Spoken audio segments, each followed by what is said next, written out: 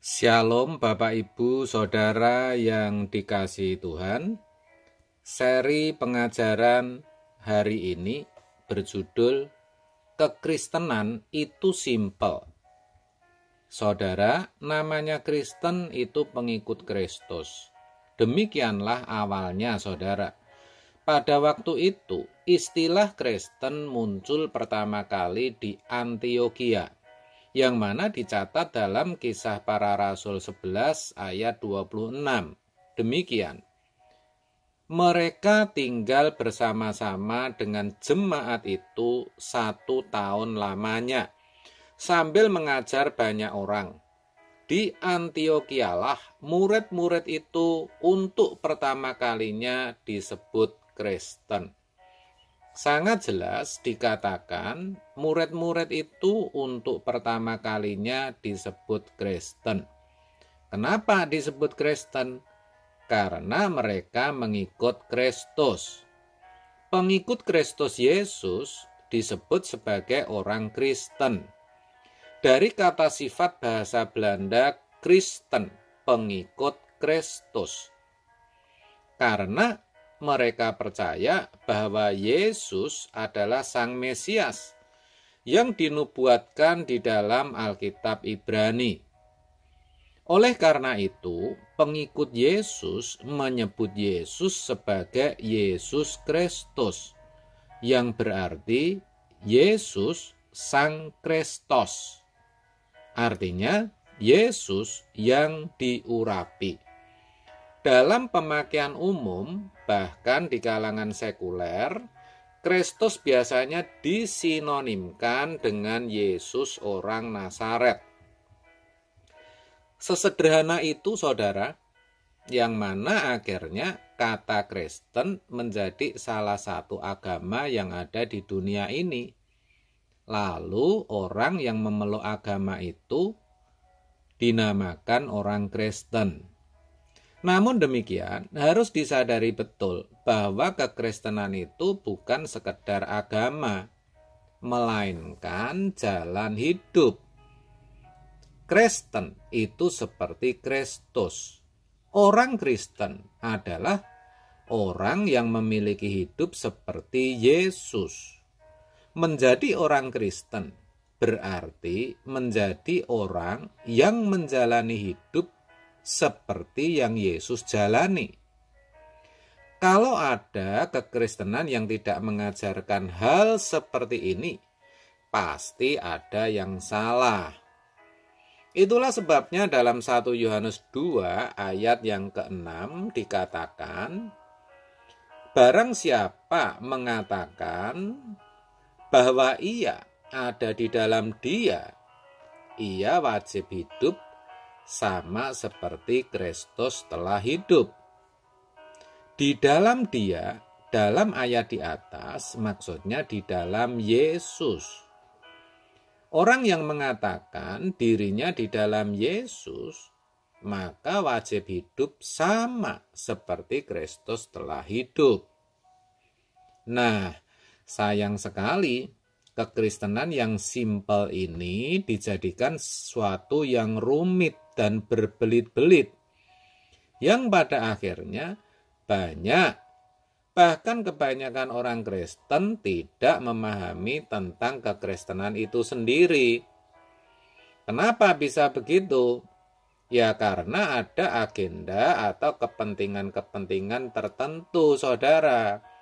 Sehingga nilai-nilai kekristenan itu turun atau berkurang.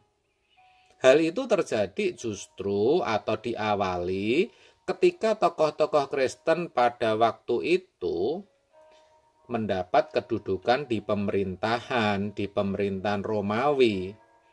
Akhirnya muncullah kepentingan-kepentingan individu. Masing-masing mempertahankan pengajaran atau doktrinnya sendiri-sendiri. Bahkan kalau sampai ada yang berbeda doktrin, mereka saling menghujat, bahkan sampai saling membunuh. Kan itu jadi tidak benar, saudara. Kan Tuhan tidak pernah mengajarkan yang demikian. Sekarang ini nilai-nilai kekristenan sudah jauh berkurang kualitasnya.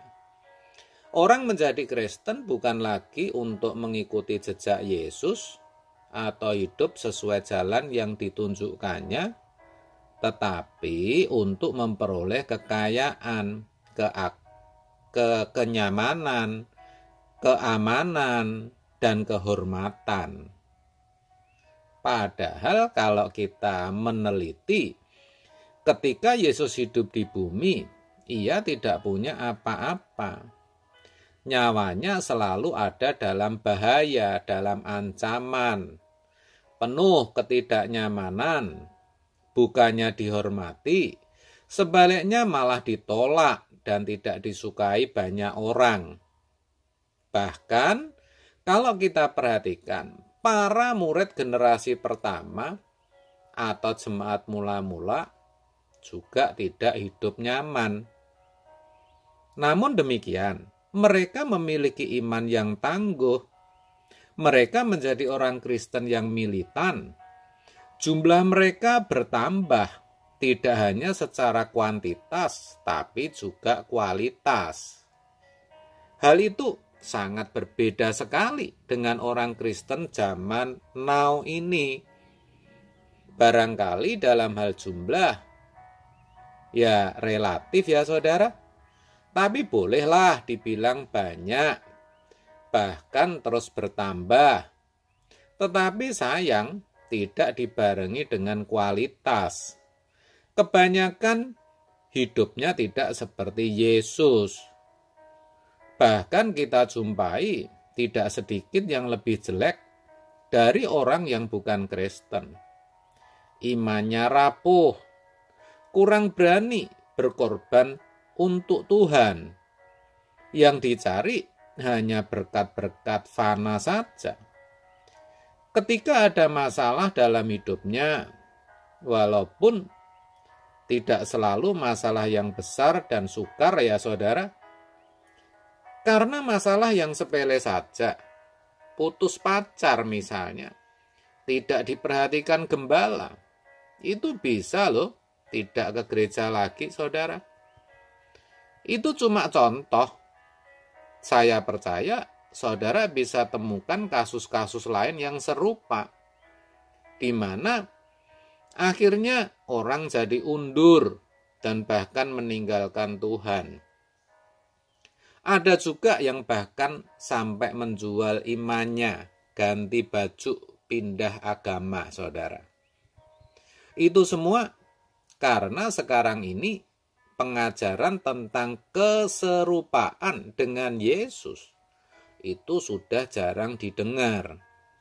Kalaupun diajarkan, tidak diajarkan secara kuat. Yang banyak diajarkan biasanya tentang kemakmuran, kuasa, dan mujizat Tuhan. Bukan tidak boleh, saudara. Boleh. Bukan salah juga, saudara. Bukan. Tetapi sejatinya semua itu justru menjadikan kekristenan semakin kompleks dan rumit. Padahal Kristen itu simple, sederhana. Apa itu? Menjadi serupa Yesus. Titik. Tidak lebih dan tidak kurang.